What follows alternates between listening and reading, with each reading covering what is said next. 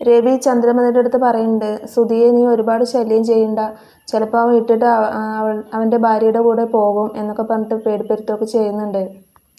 അപ്പോഴേക്കും സച്ചിയും രേവതിയും ശ്രീകാന്തും വർഷയും കൂടെ ഹോസ്പിറ്റലിൽ കാണിച്ചിട്ട് വരികയാണ്.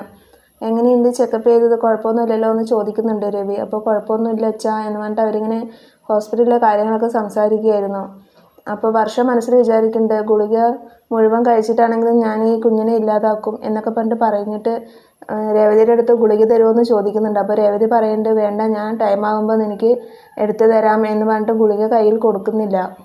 ഭാമയുടെ വീട്ടിലേക്ക് ശ്രുതിയും മീരയും കൂടെ പോകുന്നുണ്ട്. അവിടെ എത്തിയതും ശ്രുതിക്ക് ഛർദ്ദിക്കാൻ വന്നിട്ട് ബാത്റൂമിലേക്ക് ഓടുന്നുണ്ട്. അത് കണ്ടതും ഭാമ ചോദിക്കുന്നുണ്ട് അവൾക്ക് എന്ത് പറ്റിയെന്ന്. അപ്പോൾ മീര പറയുന്നുണ്ട്, അവൾ പ്രഗ്നൻ്റ് ആണ്, കുറേ ദിവസമായിട്ട് അവൾക്ക് ഇങ്ങനെ തന്നെയാണ്, എന്താ ചെയ്യാന്നറിയില്ല എന്നൊക്കെ പറയുന്നുണ്ട്. അപ്പോൾ വർഷയുടെ കാര്യം പറഞ്ഞപ്പോൾ അവളൊന്നും പറഞ്ഞില്ലല്ലോ, പ്രഗ്നൻ്റ് ആണെന്നുള്ളത് പറഞ്ഞില്ലല്ലോ എന്ന് പറയുന്നുണ്ട്. അപ്പോൾ അതിനൊരു കാരണമായിട്ട് ശ്രുതി പറയുന്നുണ്ട്, ശ്രുതി എന്നെ ഡൈവേഴ്സ് ചെയ്യുന്നല്ലേ പറഞ്ഞത്, അപ്പോൾ എൻ്റെ കുഞ്ഞിന് അച്ഛനില്ലാതാവില്ലേ, അതുകൊണ്ട് ഞാൻ ആ കുഞ്ഞിനെ കളയണം പറഞ്ഞിട്ട് ഇരിക്കുകയായിരുന്നു. അപ്പോൾ മീര സമ്മതിച്ചില്ല, അതുകൊണ്ടാണ് ഭാമ ആൻറ്റിയുടെ അടുത്ത് പറയാമെന്ന് പറഞ്ഞിട്ട് വന്നത് എന്ന് പറയുന്നുണ്ട്. അപ്പോൾ ഭാമ പറയുന്നുണ്ട്, ഞാൻ വീട്ടിൽ പോയി പറയാം, നീ ആ കുഞ്ഞിനെ കളയരുത്, ദൈവം തന്നതല്ലേ എന്നൊക്കെ പറഞ്ഞിട്ട് ഇങ്ങനെ സമാധാനിപ്പിക്കുകയൊക്കെ ചെയ്യുന്നുണ്ട്.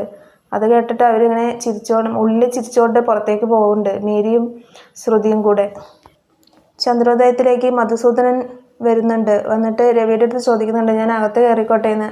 ചിരിച്ചുകൊണ്ട് ഉള്ളിലേക്ക് കയറിപ്പോവുകയും ചെയ്യുന്നുണ്ട്. എന്നിട്ട് അവരോടൊക്കെ മാപ്പ് ചോദിക്കുന്നുണ്ട്, ഞാൻ നിങ്ങളെയൊക്കെ ഒരുപാട് ഉപദ്രവിക്കുകയും ശല്യപ്പെടുത്തുകയൊക്കെ ചെയ്തു, എന്നോട് ക്ഷമിക്കണം എന്ന് പറയുന്നുണ്ട്. വർഷയുടെ അടുത്ത് പോയിട്ട് പറയുന്നുണ്ട്, മോള് ചെയ്തതാണ് ശരി, മോള് ഒരാളെ ഇഷ്ടമാണെന്ന് പറഞ്ഞപ്പോൾ നിങ്ങളുടെ കല്യാണം നടത്തി തരണമായിരുന്നു, ഞാൻ എതിർ നിന്നത് കൊണ്ടല്ലേ നീ നിൻ്റെ വഴി തിരഞ്ഞെടുത്തത്, നീ നല്ലൊരു കുടുംബത്തിലേക്കാണ് വന്നത്, ശ്രീകാന്തിനെ പോലെ ഒരു ഭർത്താവിനെ കിട്ടിയത് നല്ലൊരു കാര്യമാണ് എന്നൊക്കെ പറഞ്ഞിട്ട് അവരുടെ അടുത്ത് എല്ലാവരുടെ അടുത്തും പറയുന്നുണ്ട്. സച്ചി അത് കേട്ടതും പറയുന്നുണ്ട്, നിങ്ങൾ എന്തോ ഒരു പ്ലാനിങ്ങോടെയല്ലേ വന്നിരിക്കുന്നത്, എന്താണ് അടുത്ത പ്ലാനിങ്, മര്യാദയ്ക്ക് ഇവിടുന്ന് ഇറങ്ങിപ്പോക്കോ എന്നൊക്കെ പറഞ്ഞിട്ട് ദേഷ്യപ്പെടുകയൊക്കെ ചെയ്യുന്നുണ്ട്. എല്ലാവരും മധുസൂദൻ്റെ അടുത്ത് ചോദിക്കണ്ടേ, എന്ത് പറ്റി, എന്താ ഇങ്ങനെ ഒരു മനംമാറ്റം, എന്താ സംഭവിച്ചതെന്നൊക്കെ ചോദിക്കുന്നുണ്ട്. അപ്പോൾ ഇങ്ങനെ മസിൽ പിടിച്ചിരുന്നിട്ട് കാര്യമില്ല, എല്ലാവരും സ്നേഹിക്കുന്ന ഒരു മനസ്സ് വേണം, ഞാനത് തിരിച്ചറിഞ്ഞത് ഇപ്പോഴാണ്.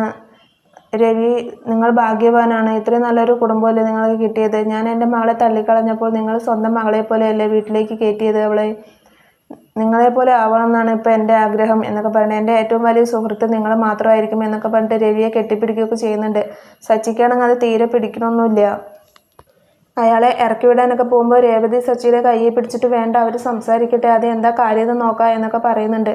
അപ്പോൾ ഇന്നത്തെ എപ്പിസോഡ് ഇത്രയേ ഉള്ളൂ. Thank you for watching my video.